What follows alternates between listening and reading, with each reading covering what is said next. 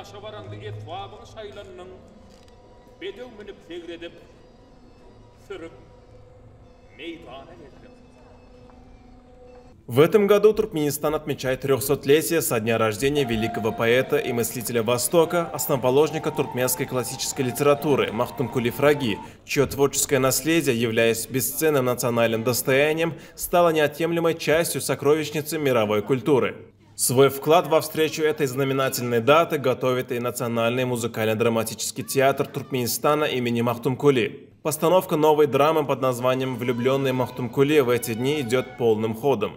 Режиссер спектакля Айназар Батыров приложил немало усилий для придания особого колорита спектаклю. Он постарался показать все этапы жизни поэта, потому и главную роль исполняют 4 актера. Mahtumul Pragima'dan keşfini yerine yetirecek aktörleri biz şu gedek diysen bir hilek hasa cevapkarlığı yapıştık. Sebebi bilişmediği kinolarda ya da sahne oyunlarını tiyatrlarda sahne oyunlarına Mahtumul'unu bir aktörün yerine getirmeni biliyoruz biz.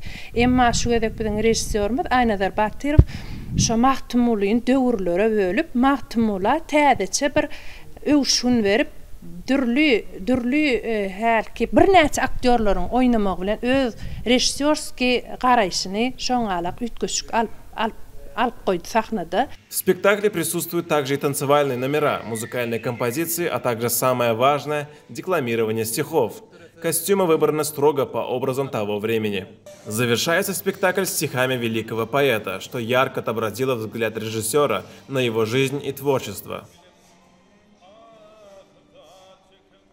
Bizim Mağtumlardan Millet Hal Drama Tiyatrımın dördüncü toparam. Şu Mağtumlu Aşık Messan adlı Mağtumlar tamamen ömrü dördüncü bilen bağlanışıklı bir acayip spektakl taknalaştırıyor.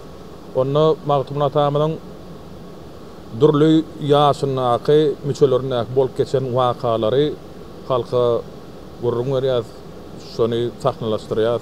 Neştayda bizim Mağtumlar tamamen körpü yaşındaki keşfin canlandırıyan Musa Şeyhlif yani doktorine bağlayacağımız körpücüğümüz yaşlığını canlandırıyor. Şotayda turgul liderler koşku etafında, düyüşü etafındaki saklanıştıran körpemiz.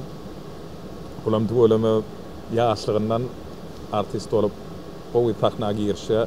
Kadir Esenov yaşlığını yende bir yankı yetkinjek yaşını keşfin canlandırıyor. Ahmet Anadurdiyev o da cahillik dövrünü benim şu kamillik dövrünü canlandırıyor. Bu spektaklimiz Türkmenistan'ın son otta atkalarının nişgari Aynazar Batırov saknalaştırıyor ve ütköşük öz oluşlu şeyler ütköşük koyulan bir neçe yankı dövrlerini öz içinde cemleyen acayip eser. Ne deyip bu da halk köpçülüğümüzün tüyübüne münasip olur deyip umid ediyen.